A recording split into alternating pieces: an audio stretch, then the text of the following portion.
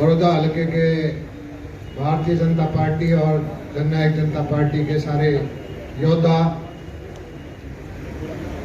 आज बड़ा खुशी का मौका है कि इस हल्के के कार्यकर्ताओं की ये इकट्ठी मीटिंग है और ये निश्चित है कि आप दोनों मिलकर काम करेंगे।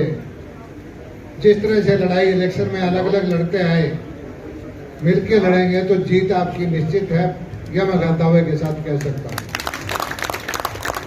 लगभग 2-2.5 महीने से मैं इस क्षेत्र में हूं। पिछड़ा हुआ क्षेत्र था, इसे क्षेत्र के वोट चौधर के नाम पर वोट पड़ोसी हल्के के लोग लेते रहे और यहाँ पर विकास नहीं हुआ। ये मैंने हर गांव में जाके लगभग 30-40 गांव में मैं गया हूँ, देखा है और लोग अब इस चीज को समझने भी लग गए।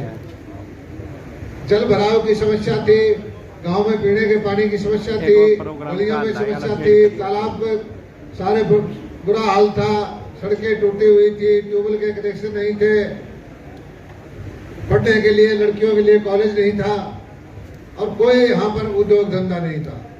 थोड़े से वक्त के अंदर सरकार को जो कार्रवाई करनी चाहिए, लगभग 400-500 करोड़ रुपए की योजनाएं आप लोगों को दी हैं, जिसमें से पीने के पानी की 135 करोड़ रुपए की है, 60 करोड़ रुपए पंचायतों में पैसा डाला है, 50-60 करोड़ रुपए की इरिगेशन की स्कीम्स है, सड़कों के रिपेयर की स्कीम है, पीडब्ल्यूडी की स्कीम है, 2 महिलाओं के कॉलेज आपको मिले हैं, यूनिवर्सिटी जनता बुटाना की जो मांग थी कि इसको कॉलेज को यूनिवर्सिटी बना दें, वो मंजूर कर दी।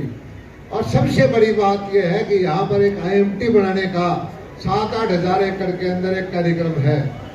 आप लोग अच्छी से तरह से देखते हैं, आज से 30-25-30 साल पहले गुड़गांव एक पंचायत होती थी, गुड़गांव में सरपंच होता था, गुड़गांव में कमेटी भी नहीं थी। गुड़गांव के अंदर औद्योगिकरण हुआ, मारुति आई, फैक्ट्री आई, आज अंतर्राष्ट्रीय स्तर पर शहर चला गया। उसकी वजह एक है कि वहां पर आधारभूत संरचना हुई, इंफ्रास्ट्रक्चर आया और उसी की नींव इस हल्के के लिए भी पड़ चुकी है।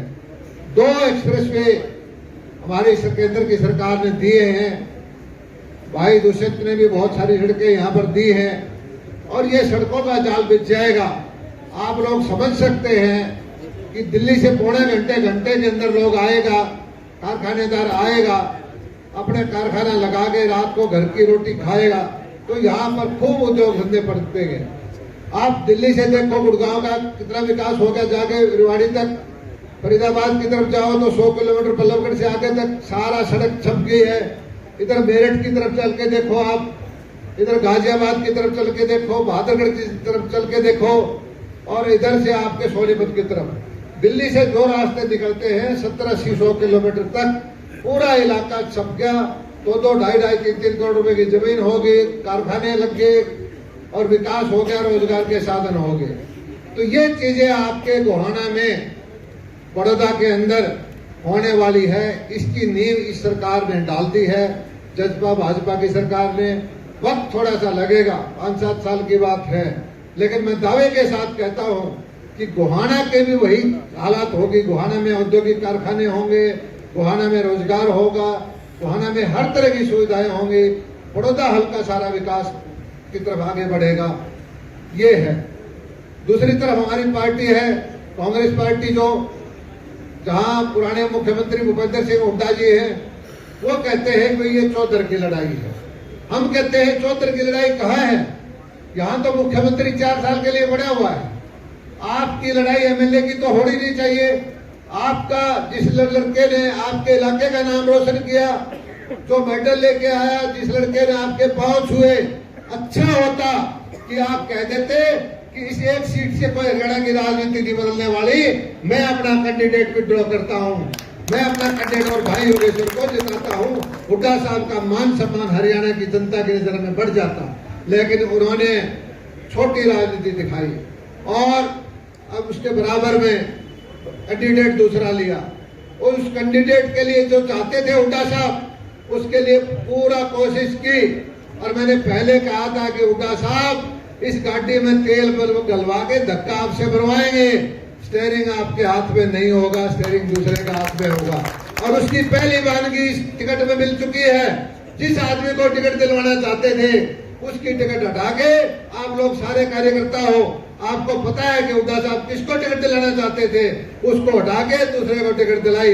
ये पहली जीत सुरजेवाला की, पहली जीत और दूसरे कांग्रेसियों की हुई है। और आगे भी वो कहते हैं, हुड्डा साहब भाषण देते हैं गाँव में, अब भाई मैं जिस स्टेयरिंग पे बैठ जा करूं छोटा नहीं करता।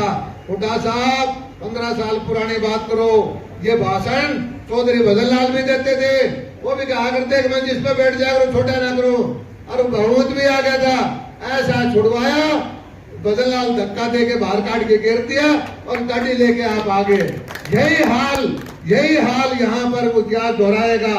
अगर पहली बात तो ये है कि इनकी गाड़ी का स्टेयरिंग भी टूटा फूटा, कोई इधर खींच रहा है, कोई इधर खींच रहा है, गाड़ी आगे के बजाय पीछे चल जाएगी। कांग्रेस की गाड़ी चलने वाली नहीं है और कांग्रेस को हराने के लिए ज्यादा किसी की जरूरत नहीं है।